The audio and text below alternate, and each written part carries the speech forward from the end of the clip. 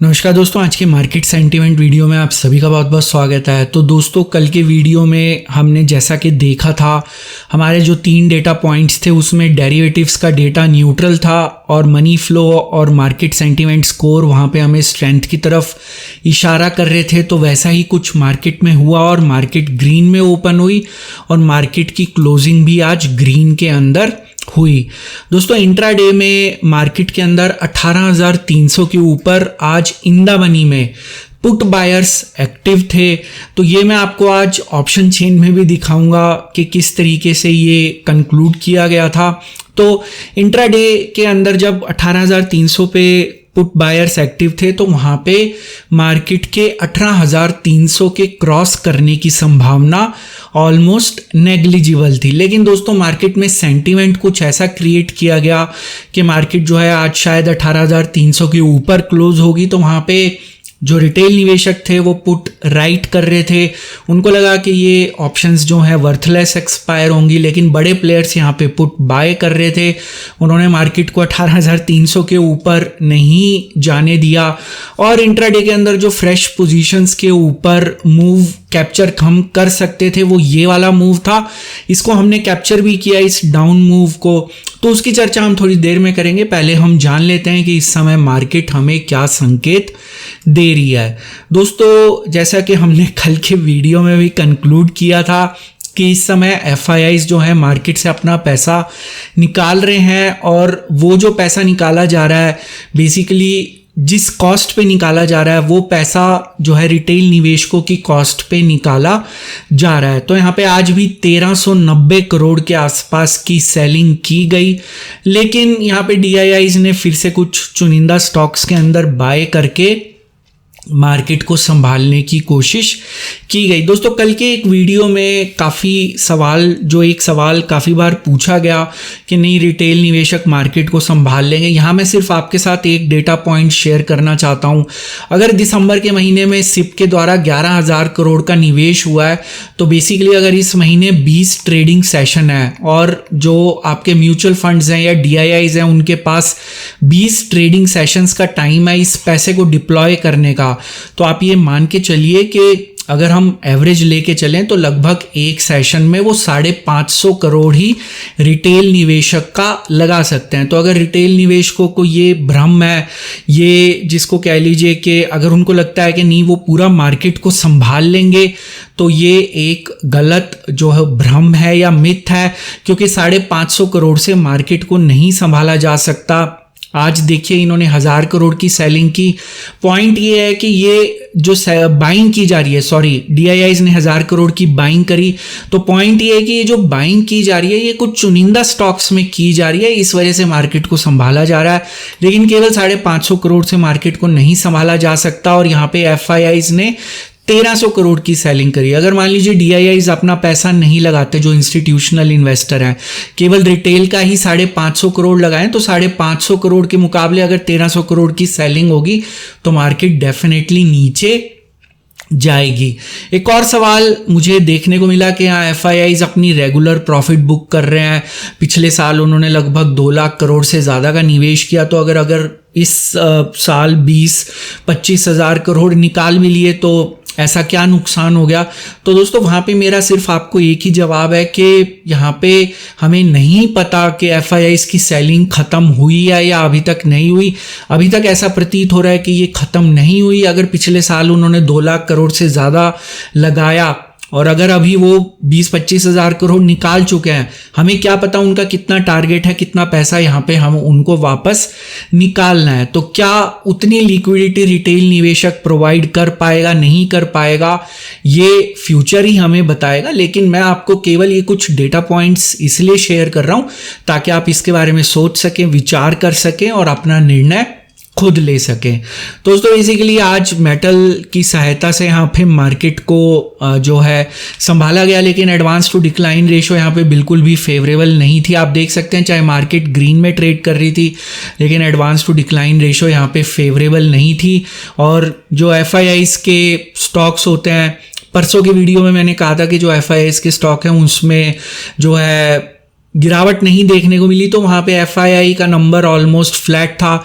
लेकिन आज HDFC bank जो है वो 1.84% गिरा। तो ऐसी संभावना थी, ऐसी उम्मीद थी कि FII का नंबर सेलिंग के अंदर अच्छा खासा होगा, और आज मेरे ख्याल से ज़्यादातर सेलिंग जो है वो HDFC बैंक में FIIs के द्वारा की गई है। सेक्टर्स की जहाँ तक बात करें तो बैंकिंग सेक्टर का प्रदर्शन आज अच्छा नहीं था, लेकिन यहाँ पे मेटल्स का प्रदर्शन काफ़ी शानदार था। 3.48% की यहाँ पे उछाल हमें देखने को मिला, और फार्मा भी 1.57% ऊपर गया। इसके अलावा बाकी सभी सेक्टर्स या तो फ्लैट थे या नेगेटिव में थे या 1% से नीचे थे, तो उनके अंदर कुछ खास एक्टिविटी देखने को नहीं मिली। तो दोस्तों यहाँ पे जो है ऑप्शन चेन के ऊपर हम थोड़ी देर में आएंगे जब इंट्राडे की चर्चा करेंगे। पहले हम अपनी एक्सेल शीट देख लेते हैं। तो दोस्तों यहाँ पे ओवरऑल नेट बेसिस के ऊपर कोई फ्रेश पोजीशंस नहीं बनी। 1838 कॉन्ट्रैक्ट यहाँ पे कम हुए। तो ये जो आप देख सकते हैं FIIs की जो लॉन्ग पोजीशन है, बेसिकली मेरे ख्याल से यहाँ पे ये एक्सचेंज ऑफ हैंड्स हुआ है। मतलब जो रिटेल निवेशक क्लाइंट्स जो हैं उन्होंने जो लॉन्ग पोजीशंस क्लोज करी वो सारी FIIs ने एब्जॉर्ब कर ली।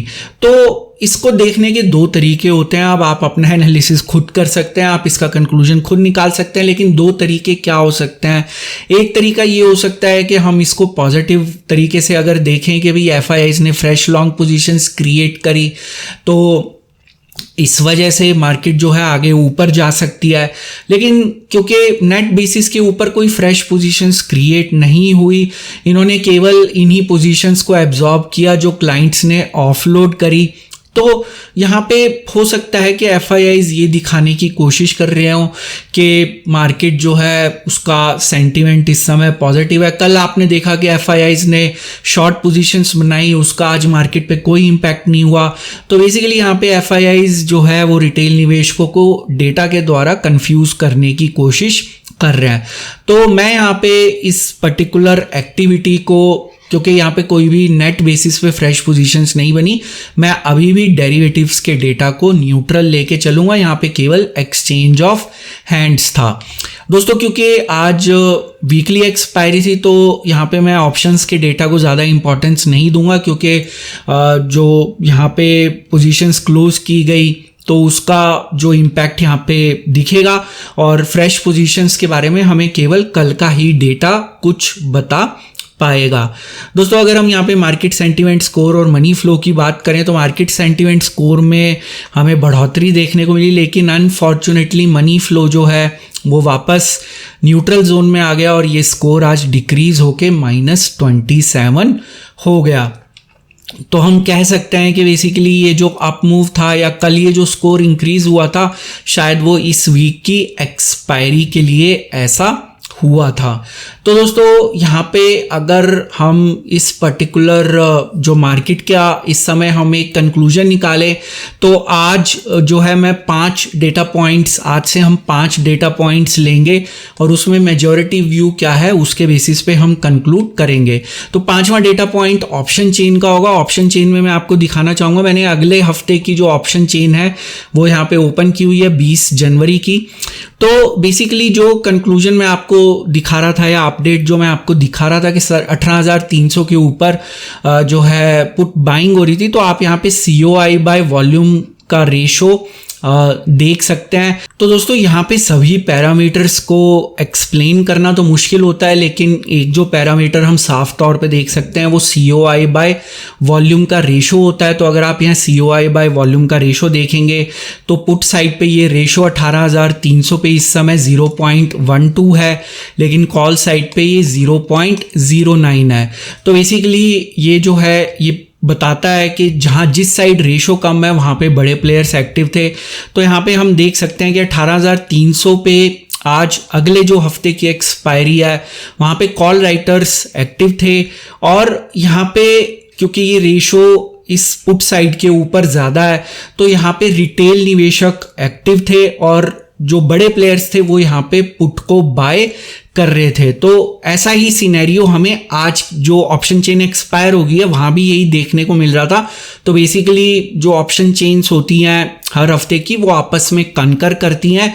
तो केवल एक रफ आपको एक्सप्लेन करने के लिए, केवल समझाने के पर्पस से मैं आपको केवल एक इस पर्टिकुलर डेटा पॉइंट का यहाँ पे एग्जांपल दे रहा हूँ, लेकिन हमें यहाँ पे आईवी भी देखना ज़रूरी होता है। तो बेसिकली पुट साइड के ऊपर आपका आईवी इंक्रीज हो रहा था, कॉल साइड पे आपका आईवी डिक्रीज हो रहा था। तो ये जो मल्टीपल फैक्टर्स होते हैं ये हमें बताते हैं कि बड़े प्लेयर्स किस साइड पे एक्टिव हैं। तो बेसिकली यहाँ रिटेल निवेशक जो है वो यहाँ पे पुट राइटिंग कर रहा था, बड़े प्लेयर्स जो हैं वो यहाँ पे कॉल राइटिंग कर रहे थे, और ये जो पुट राइटिंग की जा रही थी तो बड़े प्लेयर्स यहाँ पे पुट बाइंग भी कर रहे थे। तो ये जो है ये मेरा निजी कंक्लूजन है। तो बेसिकली इस समय हम देख के बता सकते हैं कि इस समय का जो ऑप्शन चेन है वो हमें सजेस्ट कर रहा है कि मार्केट का जो नियर टर्म टॉप है ये आज का डेटा पॉइंट है, कल हो सकता है ये बिल्कुल पूरे तरीके से चेंज हो जाए। मार्केट डायनेमिक है, तो अभी जो इस समय हमें डेटा पॉइंट दिख रहा है कि बिल्कुल एक नियर टर्म जो मार्केट का टॉप है वो 18,300 के आसपास बन सकता है, और 18,300 के ऊपर मार्केट को रेजिस्टेंस देखने को मिल सकता है। तो दोस्तों कंक्लूजन जो है वो हम 5 डेटा पॉइंट्स की सहायता से निकालेंगे। अगर हम डेरिवेटिव्स की बात करें तो डेरिवेटिव्स का डेटा न्यूट्रल है। अगर हम मार्केट सेंटीमेंट स्कोर की बात करें तो जो ये नंबर है ये इंक्रीज हो रहा है, और अगर हम मनी फ्लो की बात करें तो ये नंबर जो है वो डिक्रीज हो रहा है। अगर हम कैश सेगमेंट की बात करें तो कैश सेगमेंट में एफआईआईस की सेलिंग चालू है। मैंने आपको ऑलरेडी एक्सप्लेन किया कि जब एफआईआई कैश में सेल कर रहे हैं तो वहाँ पे बहुत ज़्यादा अपसाइड नहीं हो सकती, क्योंकि सेलिंग प्रेशर भी बना होता है, और जो एफआईआईस है उनकी पोजीशन मार्केट के कुछ हैवी वेट स्टॉक्स में होती हैं। तो दोस्तों इसको भी मैं अभी न्यूट्रल ही लेके चलूँगा, क्योंकि डीआईआई सपोर्ट करने की कोशिश कर रहे हैं, लेकिन एफआईआईस की अगर सेलिंग इंक्रीज होती है तो ऑब्वियसली ये नंबर भी यहाँ पे हमें डिक्रीज होता हुआ दिखाई देगा। और दोस्तों लास्ट में जो ऑप्शन चेन है वो हमें सजेस्ट कर रही है कि यहाँ पे 18,300 के ऊपर रेजिस्टेंस देखने को मिलेगा, क्योंकि यहाँ पे कॉल राइटिंग की गई है अगली एक्सपायरी के लिए, और पुट बाइंग भी यहाँ पे की गई है। तो यहाँ पे अब आप मेजॉरिटी व्यू खुद ही देख सकते हैं कि यहाँ मेजॉरिटी व्यू क्या सजेस्ट कर रहा है। तो मेजॉरिटी व्यू अभी सजेस्ट कर रहा है कि आज के दिन ये सजेस्ट कर रहा है कि मार्केट का जो नियर टर्म टॉप है वो 18,300 के नज़दीक आज के डेटा पॉइंट्स के बेसिस पे ये हमें सजेस्ट कर रहा है कि इसी के आसपास कहीं पे होना चाहिए। अब दोस्तों इंट्राडे की बात कर लेते हैं। तो इंट्राडे में एक्चुअली क्या हो रहा था, तो मार्केट जब सुबह ओपन हुई तो यहाँ पे मार्केट जो पहला अपडेट था वो मैंने लगभग 9:30 बजे के आसपास शेयर किया था, जब मार्केट 18,240 के आसपास थी। तो ये अपडेट था कि जो 18,300 है वहाँ पे इन द मनी में पुट बाइंग हो रही है। तो पुट बाइंग का मतलब कि यहाँ पे मार्केट को रेजिस्टेंस देखने को मिलेगा, मार्केट शायद इस लेवल को क्रॉस ना कर पाए, क्योंकि यहाँ पे जो भी बड़े प्लेयर्स हैं उनका व्यू मार्केट के प्रति बियरिश है। तो दोस्तों हमारा जो एक गोल्डन रूल होता है इंट्राडे का कि अगर कॉल राइटिंग हो रही है, मान लीजिए हम एक लेवल पे पता लगाते हैं कि कुछ फ्रेश पोजीशंस बन रही हैं, एग्जांपल के तौर पे अगर हम 18,000 पे पता लगाते हैं तो वहाँ पे मार्केट के जो रिवर्सल पॉइंट्स, अगर मान लीजिए हम ये कंक्लूड करते हैं 18,000 पे कॉल राइटर्स एक्टिव है, तो मार्केट के जो रिवर्सल पॉइंट्स हैं वो 30 पॉइंट या तो ऊपर होता है या नीचे होता है। तो यहाँ पे मार्केट इन दोनों में से किसी एक लेवल पे जो है रिवर्स हो सकती है। लेकिन अगर बायर्स एक्टिव हैं, तो अगर मान लीजिए 18,000 के ऊपर पुट बायर्स एक्टिव हैं, तो डेफिनेटली मतलब हाई प्रोबेबिलिटी के साथ, not definitely, with very high probability market उसके 30 पॉइंट नीचे से जो है रिवर्स हो सकती है। तो यहाँ पे क्योंकि 18,300 के ऊपर आपके जो है पुट बायर्स एक्टिव थे, तो एक प्रोबेबिलिटी जो है काफ़ी ज़्यादा हाई थी। जो स्टॉक मार्केट है वो एक हाई प्रोबेबिलिटी सेटअप होता है, मैं इसके बारे में बहुत बार आपको बता चुका हूँ। कोई भी चीज़ डेफिनेट नहीं होती, कोई भी चीज़ 100% नहीं होती, लेकिन यहाँ पे ऐसी संभावना हम कह सकते हैं कि 18,270 के नज़दीक रिवर्सल हो सकता था। तो एक लेवल हमारे माइंड में होना चाहिए। तो मार्केट ने 18,270 को 3 कैंडल्स के ऊपर टेस्ट किया, तो बेसिकली इस लेवल को मार्केट क्लोजिंग बेसिस पे नहीं तोड़ पाई।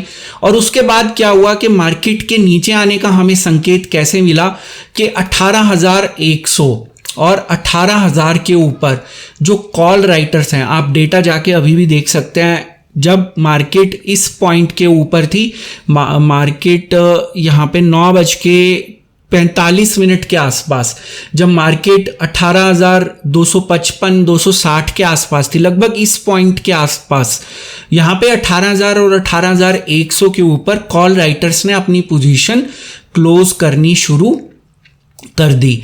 तो बेसिकली अगर 18,100 के ऊपर जो है कॉल राइटर्स अपनी पोजीशन क्लोज कर रहे हैं, मतलब 18,000 के ऊपर उन्होंने कोई ज़्यादा मेजर मूवमेंट नहीं दिखाई, लेकिन वहाँ भी ऐसा लग रहा था कि अब जो है वो अपनी थोड़ी बहुत उन्होंने पोजीशंस क्लोज करी। तो यहाँ पे हमें एक सिग्नल मिला कि जो मार्केट है वो ऑप्शन चेन या जिसको कह लीजिए कि जो हम एनालिसिस करते हैं उसकी सहायता से हम ये पता लगा सकते थे कि मार्केट यहाँ से ऊपर नहीं जाएगी, और वहाँ पे हमारा जो ऑप्शन चेन इंडिकेटर का स्कोर है वो डिक्रीज होना शुरू हुआ। तो ये सिग्नल हमें मिला था 18,250 से 255 के बीच में। तो यहाँ पे फिर उसके बाद मार्केट के अंदर जो है आप देख सकते हैं कि एक डाउन मूव आया, और इसके बाद आप ये एक बहुत बड़ी 10 बजे कैंडल देख सकते हैं जो कि एक लगभग 40 पॉइंट की ये कैंडल थी। और मार्केट, जैसा कि मैं आपको हमेशा कहता हूं कि मार्केट जब किसी एक लेवल के नज़दीक जाती है तो वहाँ पे हो सकता है उसका व्यू फिर चेंज हो जाए।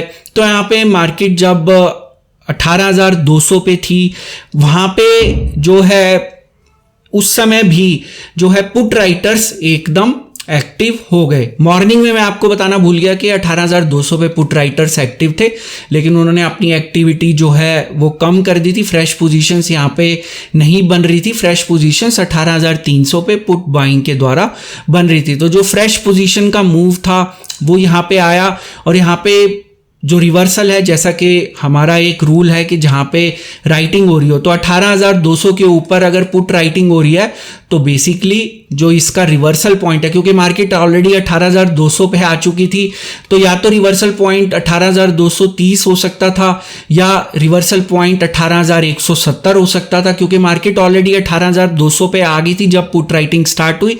तो हमारा यहाँ पे एक लेवल जो है 18,170 एक लेवल हम मान के चल सकते थे कि मार्केट इसको टेस्ट करेगी रिवर्स होने से पहले, और मार्केट ने इस लेवल को 2 बार टेस्ट किया और वहां से मार्केट रिवर्स होगी। इस पॉइंट के ऊपर आपके 18,200 के पुट राइटर्स एक्टिव थे जो कि मार्केट को ऊपर लेके चले गए। तो दोस्तों यहाँ पे जो भी फ्रेश पोजीशंस बनती हैं, बेसिकली उसका जो मूव आता है वो सबसे बेस्ट मूव होता है। उसके बाद आपने देखा कि पूरा दिन मार्केट जो है यहाँ पे लगभग जो है 40-50 पॉइंट के बीच में ही पूरा दिन लगभग ट्रेड करती रही। ओवरऑल दिन की मूवमेंट 70-80 पॉइंट थी। तो ऐसी कंडीशन में जहाँ पे कोई बहुत बड़ा मूव नहीं आता, जो फ्रेश पोजीशंस के बेसिस पे पहला मूव आता है वो सबसे एक बेस्ट मूव होता है। वहाँ पे आप एक बेस्ट पॉइंट हम उसको कह सकते हैं कि इंट्राडे के पॉइंट ऑफ व्यू से वो एक बेस्ट पॉइंट है। और वहाँ पे हमने देखा कि उसके बाद आप लगभग देख सकते हैं कि 80 पॉइंट का जो उसके आसपास का मूव हमें देखने को मिला। और यहाँ पे जो कांड है मार्केट में, जो ITM बायर्स थे उन्होंने वहाँ पे अपना कांड कर दिया। तो दोस्तों ये था लर्निंग के पॉइंट ऑफ व्यू से एक इंट्राडे का अपडेट। तो मुझे उम्मीद है कि आपको आज का वीडियो पसंद आया होगा। वीडियो पसंद आया तो वीडियो को लाइक ज़रूर करिए। अगर आप आने वाले समय में इसी तरह जानकारी से भरपूर ज्ञानवर्धक वीडियोस देखना चाहते हैं, चैनल को ज़रूर सब्सक्राइब करिए। सब्सक्राइब के ऑप्शन इस समय आपकी स्क्रीन पे विजिबल है। आप नीचे दिखाए गए लाल रंग के सब्सक्राइब बटन को भी दबा सकते हैं। उसके साथ दिखाए गए बेल आइकन को क्लिक करना मत भूलिएगा, ताकि जब भी कोई नया वीडियो अपलोड हो उसकी नोटिफिकेशन तुरंत आपको अपनी ऐप या ईमेल के ऊपर मिल जाए। दोस्तों इस वीडियो का एक डिस्क्लेमर भी है जो कि आपको अपनी स्क्रीन पे दिख रहा होगा। ये वीडियो मैंने सिर्फ एक एजुकेशन, लर्निंग और इन्फॉर्मेशन के पॉइंट ऑफ व्यू से बनाया था। यहाँ पे मेरी आपको कोई भी सजेशन, सलाह या राय नहीं है कि आप किसी भी स्टॉक या इंडेक्स में बाय, सेल या होल्ड की पोजीशन बनाएं। किसी भी निवेश या ट्रेड से पहले अपने फाइनेंशियल प्लानर या इन्वेस्टमेंट एडवाइजर की सलाह ज़रूर ले लें। तो दोस्तों आज का वीडियो देखने के लिए बहुत बहुत शुक्रिया। फिर मिलेंगे कल मार्केट सेंटीमेंट के एक नए वीडियो में, एक नई जानकारी के साथ, एक नई के साथ, एक नई लर्निंग के साथ। तब तक आप अपना ध्यान रखें।